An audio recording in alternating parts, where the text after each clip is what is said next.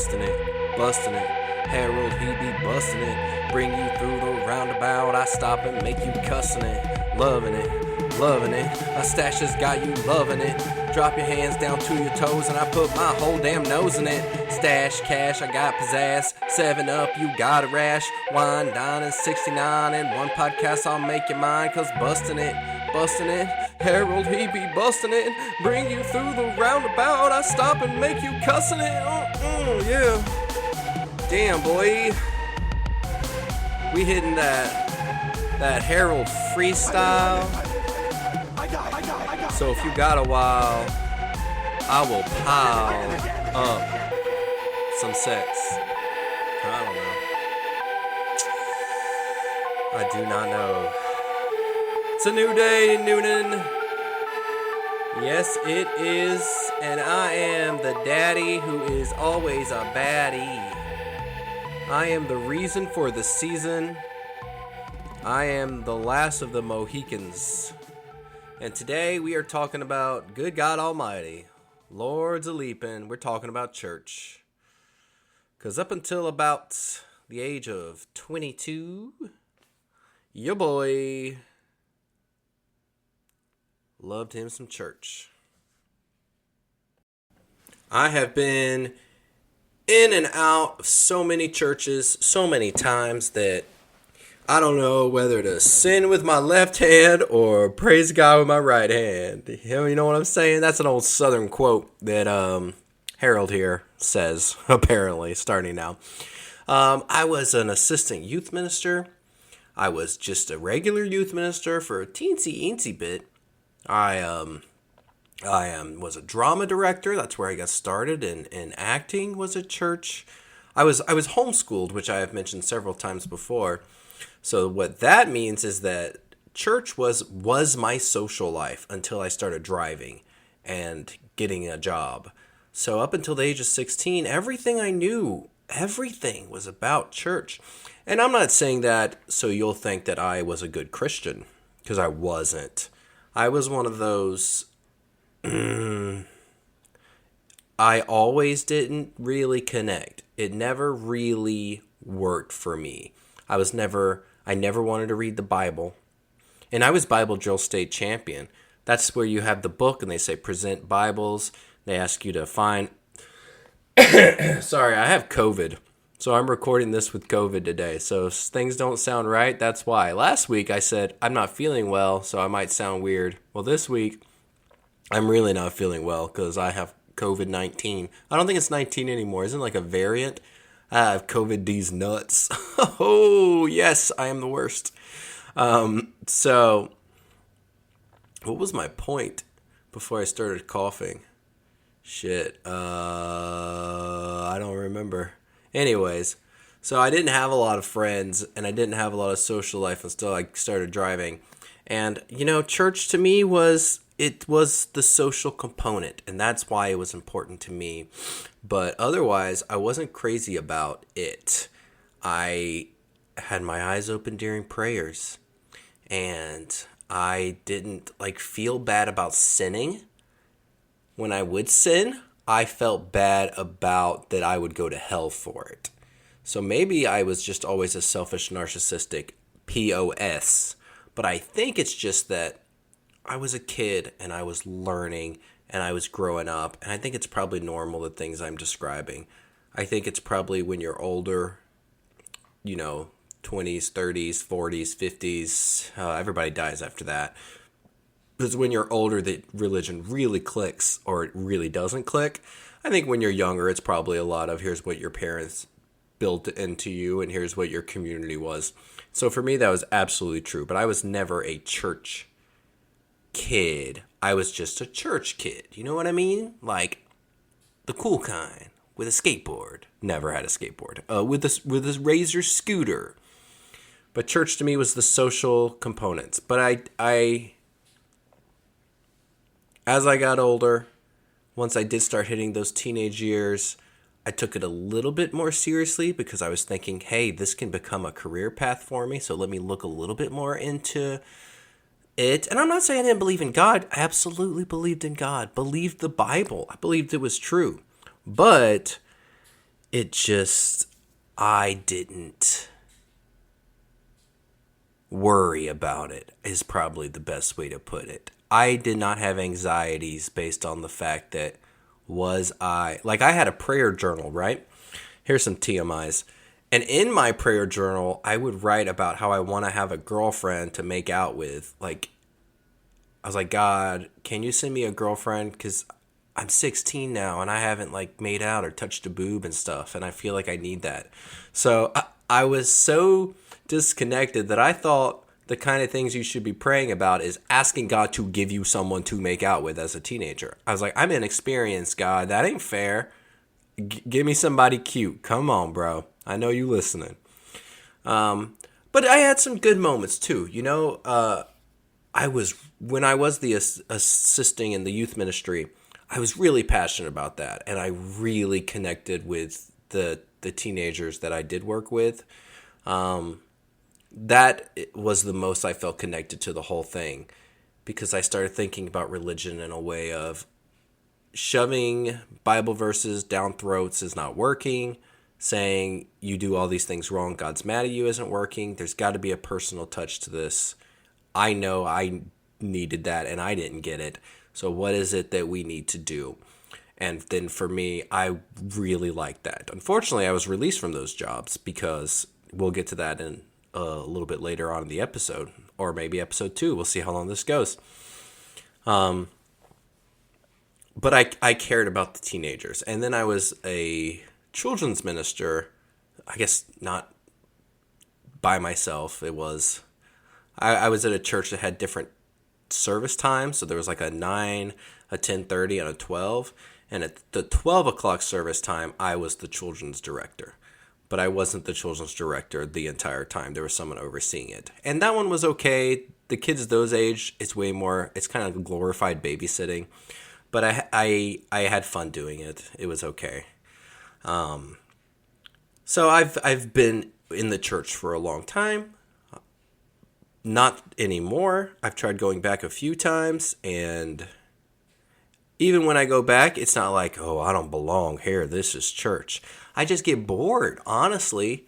It's like, even if I want to believe God doesn't exist, if I want to be like a cool atheist and fit in with my atheist friends, you can't just like snap your fingers and make that happen. If you've spent your entire life believing in God, or you spent 20 years of your life believing in God and being told God exists and reading and studying to believe it, even when you're out of the church, you can't just, at least for me, I couldn't just go, okay, don't believe anymore. Cool. That was easy. All right, time to move on. There's a part of me that I think will always believe, which means I should probably be in church. Nah, I don't know. I get bored. Sundays are busy. That's not even true. Sunday afternoons are busy. Sunday mornings are not.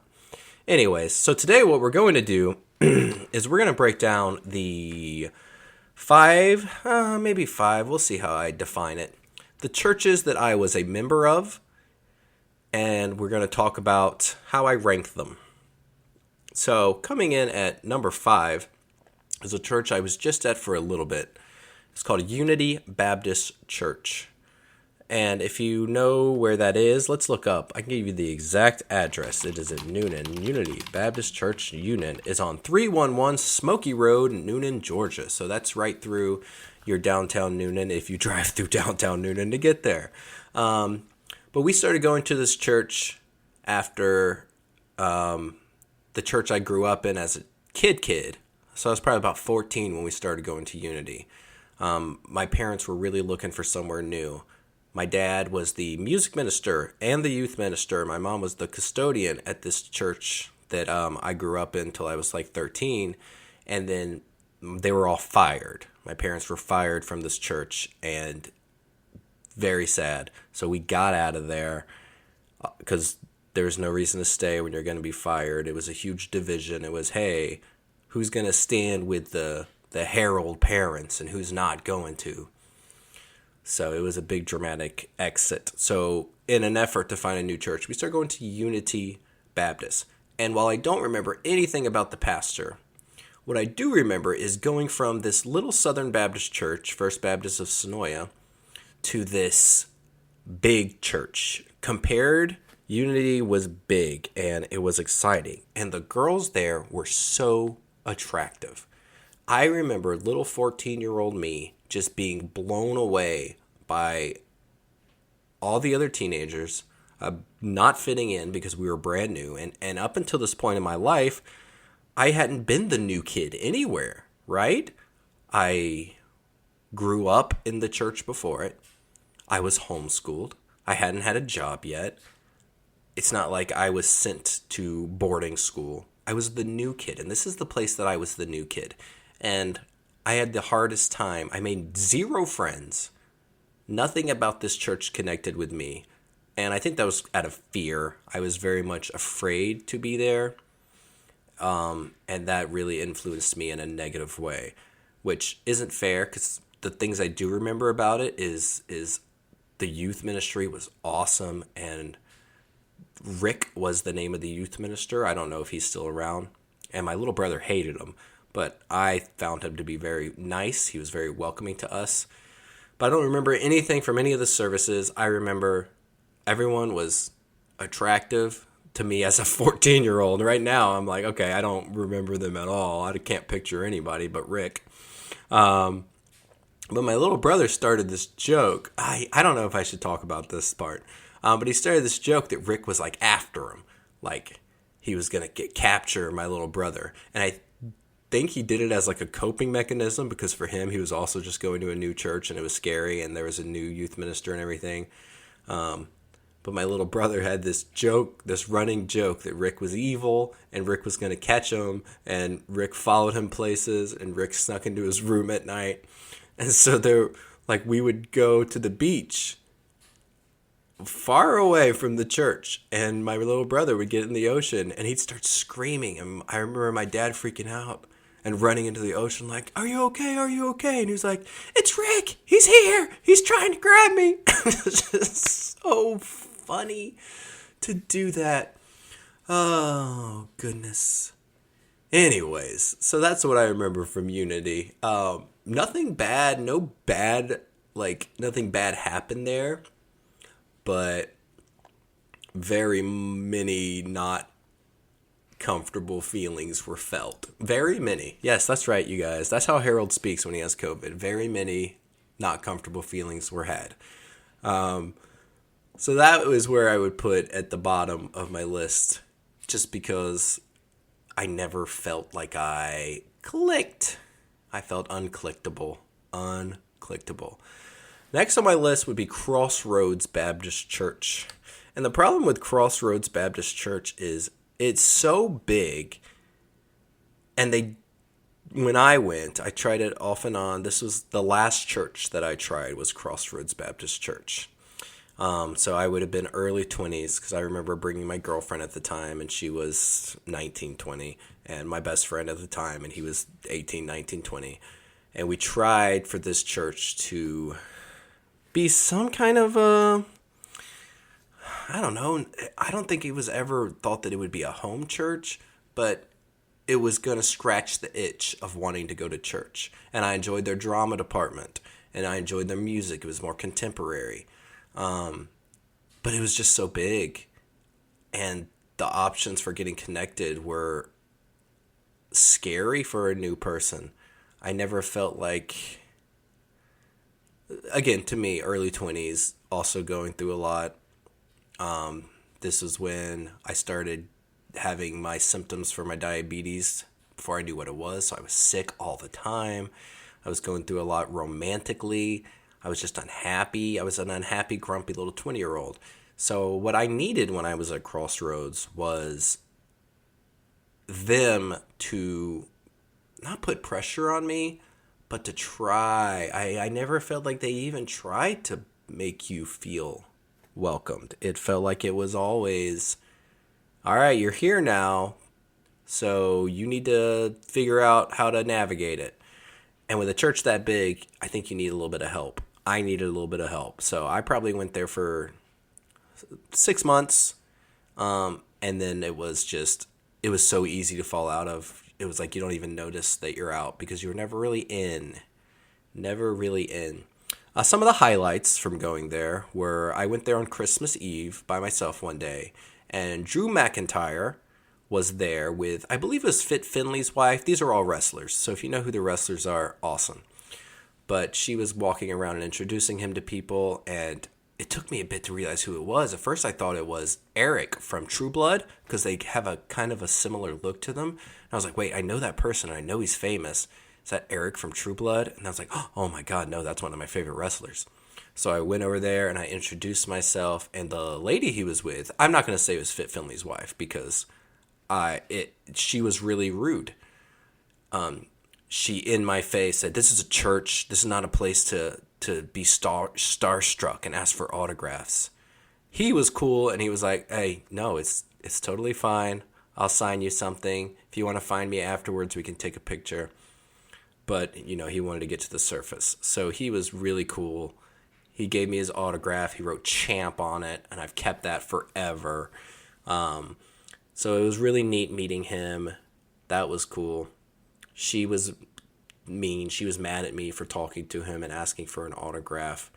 And maybe, I don't agree at all that church is not the right place to ask for an autograph. That's like saying, what else can you not do in church? Can you talk about things that aren't God in church? Can you play games in church that aren't Christian games? Like, can I play rock, paper, scissors, or do I have to play tombstone, tombstone, tombstone, and every move is just rolling it?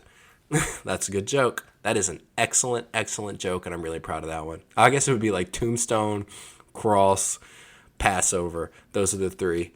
So, tombstone beats cross, Passover beats tombstone. No, this isn't working. I got to think about that a little bit more. I had a good joke, and I ruined it. Gosh. I almost said GD, but not today. Not in this episode. I'm going to drink some water, so listen into my throat. Here we go.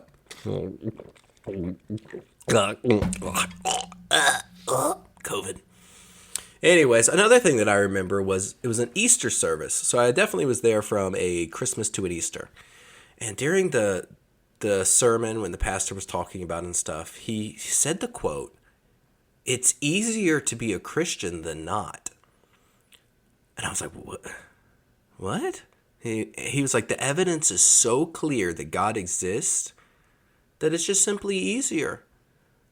So if you want your life to be easier, just believe in God, because that's the best reason to be a Christian, is because it's easier to believe than try to convince yourself that it's not true. And I believe that it's the opposite. I believe it's harder to believe everything in the Bible and God, but maybe he meant it's easier to believe in a God or a creator, which I apparently do still believe that, because I still believe it. Anyways, so that would be number 4. Number 3, it's hard to decide. Probably East Newnan is where we'd come in next. East Newnan Baptist Church. You're finding a theme here. It's all Baptist. It doesn't end in Baptist, but right now it's all Baptist.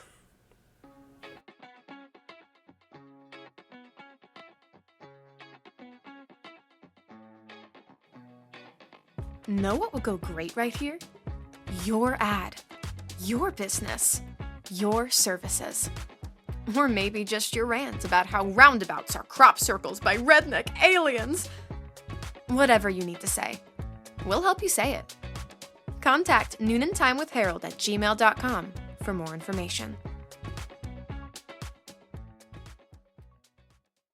So right after bouncing out of Unity, my best friend who I grew up with in First Baptist, he was a member of East Newnan Baptist Church. That's where his family hung out. So I was 15 now, coming up on 16, and East Newnan is where I hung my hat for a bit. East Newnan I shared with going to some other churches. I went to East Newnan and Community Christian, which we will talk about later. It's higher up on the list. It makes me act like this. Although nothing makes me act like this. This is just who I am. I am me. And I am sorry for that. They say never apologize for being who you are. Well, you know what? I don't agree. When you're me, you need to apologize. Do. Love that song. I just wrote it. So anyways, over at East Noonan, the problem with East Noonan is it was really traditional. I was going back a bit, you know. It was hymns and not fire and brimstone, but close to it. And every sermon was about like the same thing. Don't go to hell, don't go to hell, don't go to hell, do as the pastor says. It had the pastor worship thing where the pastor was treated like he was the Pope, all that kind of stuff. But the youth ministry I liked. Our youth minister's name was Scott. I can't remember his last name. I don't remember any of the last names of my youth ministers until later. But Scott was our youth minister. He did a good job. That's where I spent most of my time, was in the youth group. I made a lot of new friends there. I had a lot of crushes. I kissed a lot of girls there. The guys there, even though a lot of them were jockey and went to public school, they were all nice. Like, usually, especially at Baptist churches, which sounds bad to say, but usually churches breed bullies. You have, oh, well, my dad was this and my dad was that, so I'm going to treat you like crap.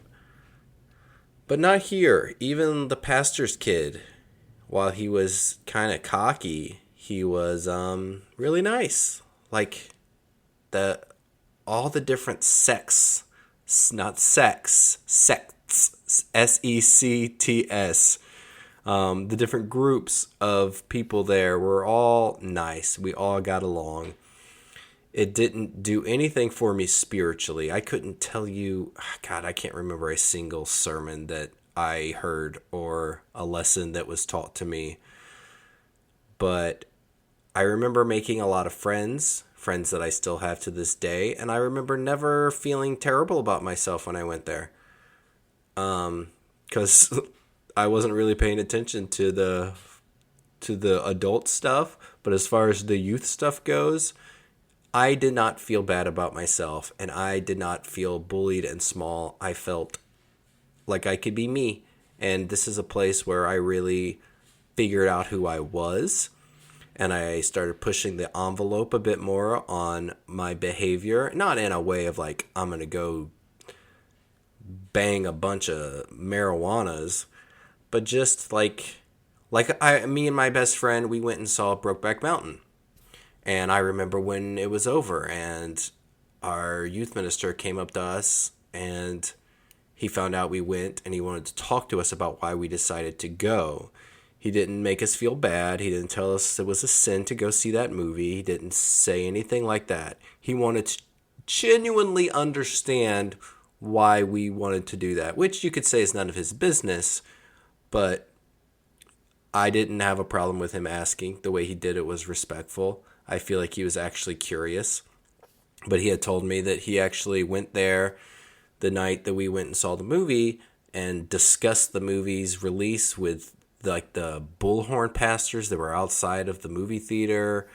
And he was trying to discourage them from doing what they were doing, which isn't very Southern Baptist-y, but I liked him. I liked this youth minister a lot. He was good to me and my friends, and I liked the people I went to church with there. The problem was there was nothing to do besides socialize. There weren't like drama programs. There was a very small band program, but it was really small. I played drums a little bit, so I got to play drums like once or twice. The children's ministry was really small, and there was already people involved. Like the old white people at this church had a stranglehold creatively over everything. So eventually, when I got older and could drive, I phased out of actually going to this church and just keeping a couple of my friends. Because there was nothing in the actual week to week that was of interest to me. So that would be number 3, which is also the only one out of this entire list, really, that I never Well, out of our top three, like my next two, they both end badly. Me going to church at my number one and my number two ended very badly, but they had more rewards to it. When I think back on East Noonan, it was all good memories and important memories and at an important age, but it just didn't hold me, man. The people held me, and once the people could drive and go to different places with me, it was like, all right, bye. I was on a dating app a couple years ago. This was maybe not even a couple years ago, last year, probably around this time last year. It was after the ex-wife and I decided we were gonna get a divorce, and before I started dating my girlfriend that I have at the time, a little bit less than a year ago.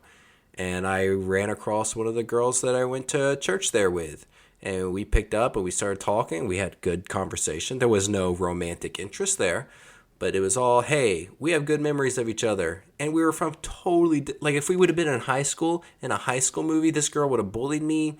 And she would have called me scrawny McScrawn bitch and all kinds of things. But East Noonan did a good job of breeding friendship and community. Which brings me to number 2 on my list, Community Christian Church in Sharpsburg. This is our only non-denominational on this list. But since we are coming up on our 30 minutes to our episode, we're going to stop right there because there's a lot to be said about Community Christian Church.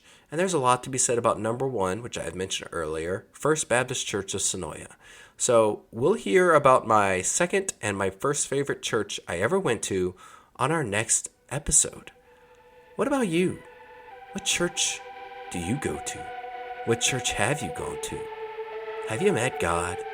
Do you know what an angel smells like? If King David asked you what his dreams were, could you tell him? Is King David the one about the dreams? Am I getting my biblical characters confused? Find out all that and more next time on Noontime with Harold.